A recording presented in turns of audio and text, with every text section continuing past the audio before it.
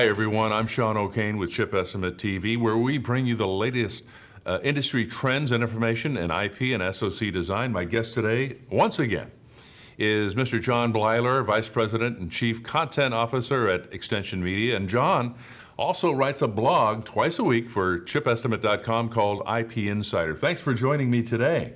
Thank you, Sean. Good to be here. Yeah, you just got back from Confab in Las Vegas, and as a matter of fact, it looks like you're still in Vegas. Yes, yes. And you know, whatever happens in Vegas stays in Vegas. Really, especially the pictures, right? Yeah. Oh, well, that's the next show. But anyway, a little bit about Confab. This is an event where manufacturing decision makers attend the Confab to collaborate about pressing challenges in the industry and how to achieve their future goals. Tell us a little bit about that event, if you can. Okay, yeah. Just real quickly, it's kind of refreshing in a way because it's different. It's not a trade show. It's a show, as you say, where the big foundry players were there, and they were talking to the other parts of the supply chain, and there was lots of analyst coverage, and of course the editors were there, and it was very interesting. Speaking of analysts, you mentioned a Wall Street Journal analyst reported that the semiconductor market is tied in and pretty much destined and linked to global consumer markets. And why would that be? It's kind of a chicken and egg sort of thing, I suppose.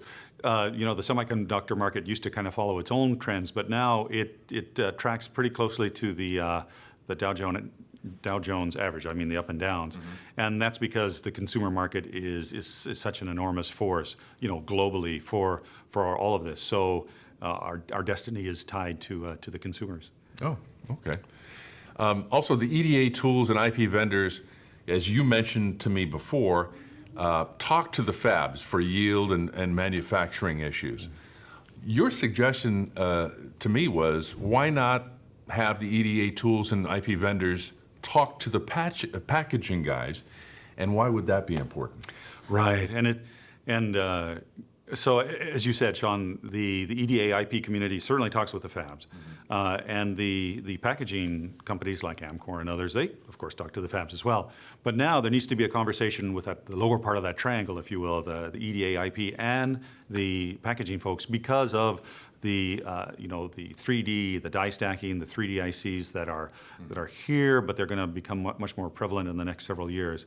So the challenge is, there's lots of challenges, and I don't want to go into here, but how do we get that dialogue, that conversation going? And it seems to me, again, from conversations that I've had, that maybe a third party, such as IMEC or one of the R&D firms, or someone like that, would be a good place where these discussions could start to take place. Well, so I read yesterday that the PC market is down another 11%, and mobile devices, specifically tablets, are on the rise. And now, is that going to be the case going forward, or is there something going to be replacing tablets fairly soon after that? So one of the, yes and no. I'm sure there will be something, and nobody knows what that is. One of the points that one of the analysts, several of them made, is there's no way to forecast what's coming next, right? When tablets suddenly appeared on the landscape, no one took them seriously, and then a year or two later, well, you can see what's happening.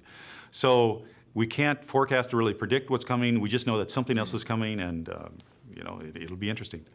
Well, thank you for the update. As usual, Mr. John Blyler, our roving reporter, always giving us the latest trends and information on IP design and SoC design and manufacturing. So thanks for joining me. And just one last thing, John.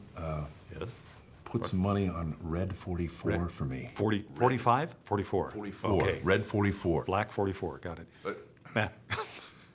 Thank you very much for John Blyler. My name is Sean O'Kane with Chip Estimate TV. We'll see you next time. Thanks, Sean.